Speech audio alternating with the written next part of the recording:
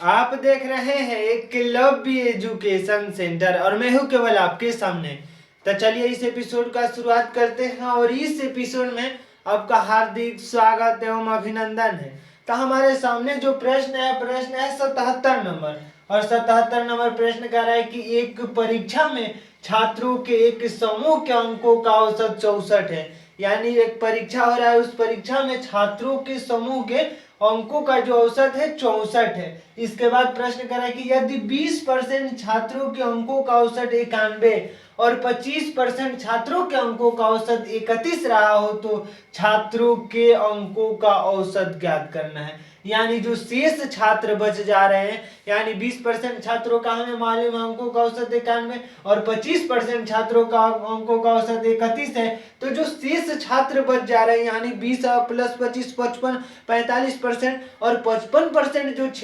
छात्र बच जा रहे हैं उनकी अंकों का औसत ज्ञात करना है। जब ऐसे प्रश्न हमारे सामने प्रतियोगी परीक्षाओं में जब आ जाएं तो हम सबसे पहले मान लेंगे कि विद्यार्थियों के एक परीक्षा में छात्रों के एक समूह के अंकों का औसत 64 है और यह परसेंटेज की बातें हो रही है। तो मान लेते हैं कि विद्यार्थियों की कुल संख्या 100 होगी, क्योंकि 100% की ही कल्पनाएं कर पाएंगे। यानी कुल विद्यार्थियों की संख्या की हम बातें करेंगे। पहले कुल विद्यार्थी बराबर कह सकते हैं कुल छात्र बराबर हो जाएगा, कुल छात्रों की संख्या मान ले लेते हैं 100 है। यानी कुल छात्र जो है 100 है, तो छात्रों की संख्या हमें मान लिए कि 100 है, क्योंकि परसेंटेज की जब भी चर्चाएं होती है तो 100% की कल्पनाएं होती हैं। तो 100% यानी 100% की जब बातें होती है तो 100 कुल छात्रों की संख्या मान लिए कि 100 है। इसके बाद कह रहा है कि छात्रों का अंकों का समूह 64 है। यानी अंकों का जो औसत 64 है, तो औसत बराबर होता है कि अंकों का योग अपन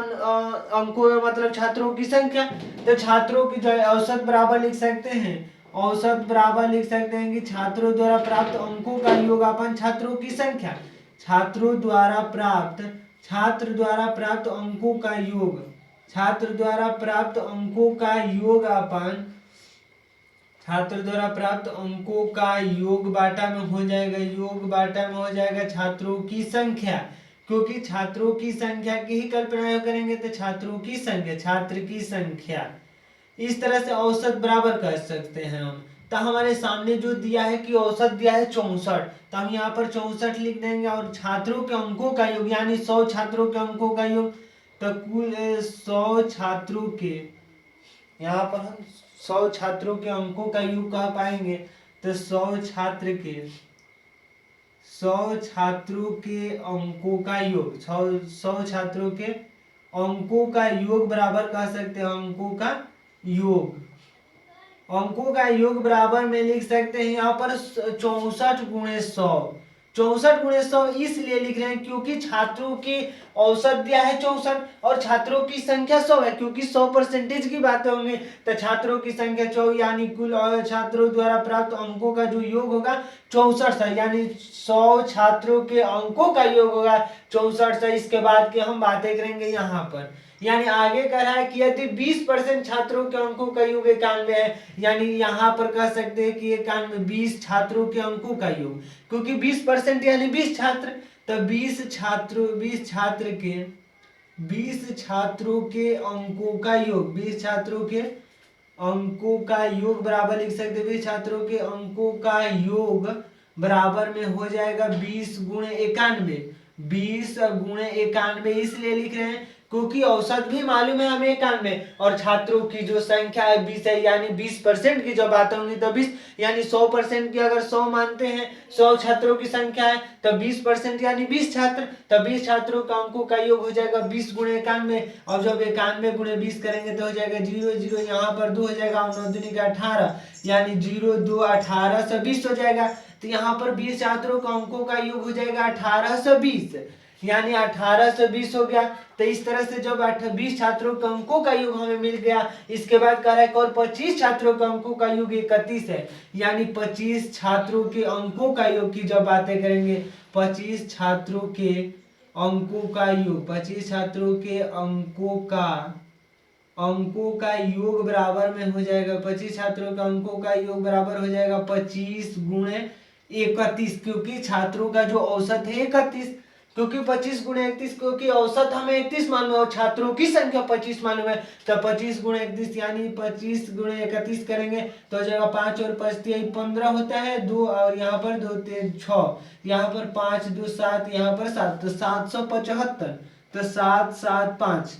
यानी 25 छात्रों के जो अंकों का योग होगा 775 और 20 छात्रों के अंकों का योग 1820। जब हमारे सामने मालूम है 20 प्लस 45 छात्रों का जो अंकों का योग होगा 45 छात्रों के अंकों का योग, 45 छात्रों के अंकों का योग बराबर, अंकों का योग बराबर में लिख सकते हैं, दोनों को हम जोड़ देंगे तो 45 छात्रों के अंकों का योग हो जाएगा, यहाँ पर हो जाएगा 5 और यहाँ पर 7 2 9 हो जाएगा तो 9 लिख दे रहे हैं, और यहाँ पर 18 7 25 यानी 2595। तब 45 छात्रों के जो अंकों का योग होगा 2595, एक बार हम पुनः लिख दे रहे हैं, बराबर में हो जाएगा 2595। तो 25 छात्रों के 45 छात्रों के अंकों का योग, इसलिए क्योंकि 20 छात्रों का अंकों का योग 1820 और 25 छात्रों का अंकों का योग आ गया 775। जब दोनों को जोड़ेंगे तो 0 और 5 जोड़ेंगे तो 5 होगा, 7 और 2 9 हो जाएगा और 18 7 25 होता है, तो 18 7 25 लिख दिए, तो यहाँ पर 2595 हो गया 45 छात्रों का। तो शेष छात्र यानी शेष छात्र बराबर 100 में से 45 को घटा देंगे तो हो जाएगा 55, यानी 55 छात्रों के जो अंकों का योग होगा, यहाँ पर हम लिख रहे हैं कि शेष यानी शेष छात्रों का योग बराबर हो जाएगा शेष छात्र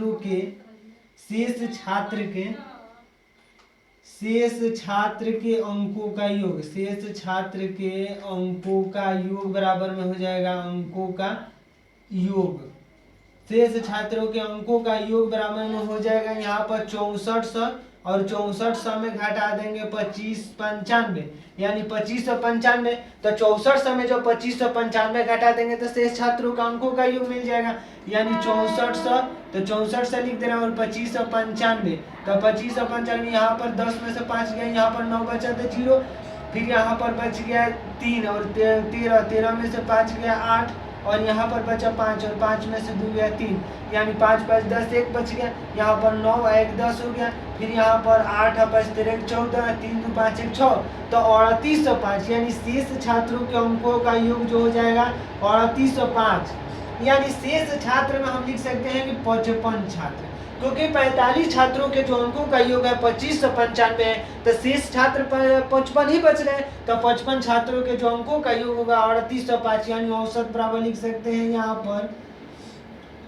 औसत बराबर में लिख सकते हैं कि 3805 बाटा में 55, क्योंकि शेष जो छात्रों की संख्या है 55 है और शेष छात्रों के अंकों का योग है 3805। जब 3805 में हम 55 से भाग दे रहे हैं, 3805 में जब 55 से भाग देंगे तो हमें औसत मिल जाएगा, तो 3805 में अगर हम 55 से भाग दे रहे हैं तो यहाँ पर हो जाएगा, अगर 55 में अगर 6 से गुणा करें तो हो जाएगा 6 5 31 3 और 6 5 31 3 33, यानी हो जाएगा यहाँ पर हो जाएगा 330, तो 6 बार में जाएगा और 330 बार में 30 न 30 होगा और यहाँ पर 50 बच गया, तो 50 बचा, तो फिर यहाँ पर 55 है तो फिर हम यहाँ पर 55 लगा देंगे, और फिर यहाँ पर जब हम 9 से गुणा कर देते हैं 555 गुणे 9, तो 9 बचेगा 45, यहाँ पर हम इसको हटा दे रहे हैं तो 9 बचेगा 45, 4 बच गया, फिर 9 बचेगा 45 4 49, यानी 495, तो हम यहाँ पर लिख सकते हैं 9, तो हो गया 495, तो 495 हम यहाँ पर लिख देंगे 495, तो फिर हो जाएगा 0, यहाँ पर 49 में से घटेगा 10 बच गया, अब यहाँ पर 10 मोलो लगा देंगे तो हो जाएगा 100, क्योंकि 495 में से 10 यहाँ पर 2 एक बार में जाएगा तो हो जाएगा 55, यानी लिख सकते हैं कि 69.1 जो शेष छात्रों के जो अंकों का योग आ जाएगा 69.1 औसत बराबर हो जाएगा 69 यानी शेष छात्रों के अंकों का जो औसत होगा 69.1। तो आइए एक बार विकल्प को देख लेते हैं कि विकल्प क्या कह रहा है, और 77 नंबर प्रश्न है हमारे सामने। 77 नंबर प्रश्न के विकल्प नंबर में देखेंगे, उसके बाद की हम चर्चाएं करेंगे।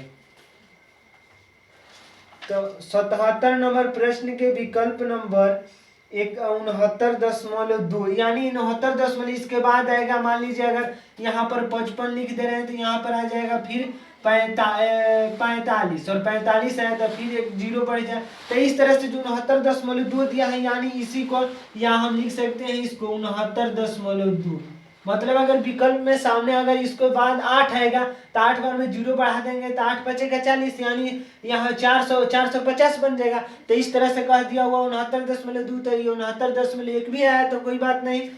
तो आइए एक बार देखिए विकल्प नंबर 77 नंबर प्रश्न के विकल्प नंबर ए में दिया 69.2 और हमारा 69.1 है यानी यहाँ पर 8 होगा। यानी यहाँ पर 450 अगर कर देंगे तो 8 हो जाएगा। तो इसी तरह से 8 को यानी 1.18 को 2 मान लिया है। तो इसी तरह से जो हमारा मान लीजिए इसको हटा दे रहे हैं तो 69.1 तो विकल्प नंबर ए सही है। तो इस तरह से हम 77 नंबर प्रश्नों को हल कर चुके हैं। तो आज के इस एपिसोड में बस इतना ही। अगर आप हमारे चैनल के साथ नए जुड़े हैं तो हमारे चैनल को कर दीजिए सब्सक्राइब ताकि हमारे द्वारा अपलोड किया गया हर वीडियो आपके पास सबसे पहले पहुंच जाए। तो धन्यवाद, थैंक यू।